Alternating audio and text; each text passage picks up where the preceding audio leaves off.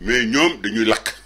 mais boo demee Inde parce que je suis passé là-bas j'ai vu en Chine mais su gisee nit ñi nu ñu leen di lakkee mais c'est ahurissant te loolu yëpp Covid bi la quand je vois le drame qui existe chez nous ici xam ne nit ñi mënatuñu liggéey dañ leen di confiner dañ leen di tëj l'État du Sénégal décide de mettre un moyen astronomique même bu doyul mais au moins c'est toujours ça et à l'époque j'avais salué parce que certains pays africains ne l'ont pas fait mais nous au Sénégal on l'a fait mais malheureusement il y a pas eu de suivi et quand je dis il y a pas eu de suivi moom mooy xaalis boobu dafa ñëw ñu def ko naka sudul noonu comme je dis nag moi je suis dans votre plateau je ne suis pas là pour juger qui a fait quoi vraiment je pense qu'il y a des gens qui sauront répondre par rapport à ça il y aura des gens qui sauront poser des questions par rapport aux responsables de ça mais moi j'indexe un seul responsable parce que je parle un nom un peu ci kuréel bi nga xamee ne ci la bokk moom mooy le sport moom mooy le basket quand je dis dama ciy wax mais cette fois-ci damay wax vraiment pour sensibiliser un peu pour que ñi nga xamee ne defoon nañu benn jéyee à l'époque puissent se remettre en question et puis avoir la honte de leur vie à savoir pendant que les gens sont dans une détresse terrible pendant que d'autres mouraient pendant que d'autres Sénégalais mais vraiment bon teint trouver des solutions pour jàppale le gouvernement bi avec leurs maigres moyens j'en citerai 2 ou 3 dont moi comme on dit ça du faute boppam mais parce que vous me donnez l'occasion de le faire moom mooy le khalife général des Mourides qui avait donné à l'époque 200 millions de francs CFA mon ami Baratal qui avait sorti mais pratiquement pas loin du même montant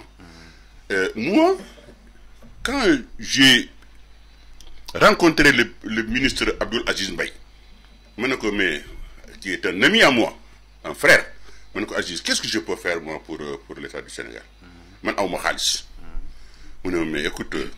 Covid amul garab prévention moo fi am masque gel affichage tu es imprimeur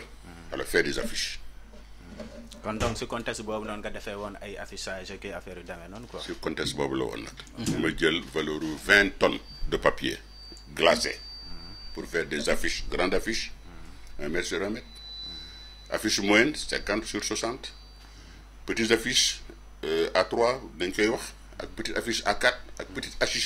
affichette A5 ma def si maintenant une quantité de l'ordre de 20 tonnes de papier ma teg ko ci ma woo Abdoul Aziz Mbaye ma ne ko Aziz voilà ce que j'ai fait mu ñëw xool ko lui-même a tweeté le président a envoyé des remerciements su ma wàll nag su ma cër loolu la alors li ma si gën a naqari moom mooy le même Aziz avec qui j'ai fait ce plan est tombé malade une semaine après et il est mort de Covid non xam nga loolu c'est difficilement soutenable et une semaine après ou 10 jours après j'ai même été interné moi à l'hôpital de Fann mais pour une opération bénigne je crois que j'avais un problème au niveau du ventre un peu donc qui me serrait donc j'ai été opéré et j'ai appris que Thione Seck était pas loin de moi dans un autre pavillon il a été interné pour cause de Covid et 2 jours après on m'informe que Thione Seck est décédé Thione Seck que je connais bien que vraiment di ko ñaanal yàlla xalaat ko àjjana xam nga au vu de tout ça quand je vois ça moi ça me fait mal au cœur et ça me fait plus mal au cœur encore quand je vois famille yi nga xamee ne ci la bokk famille bi nga xamee ne moo ma teral moo def la ma doon tey Sénégal tey du suma njàng du suma xam-xam du suma dara moom mooy le basket et le basket aussi qui n'est pas un sport bu nga xamee ne dañ koy négliger parce que c'est le sport qui a apporté plus de titres au Sénégal plus de 17 titres hymne national bi Penceur tous Vokora wooy nañ ko fu nekk on a levé le drapeau fu nekk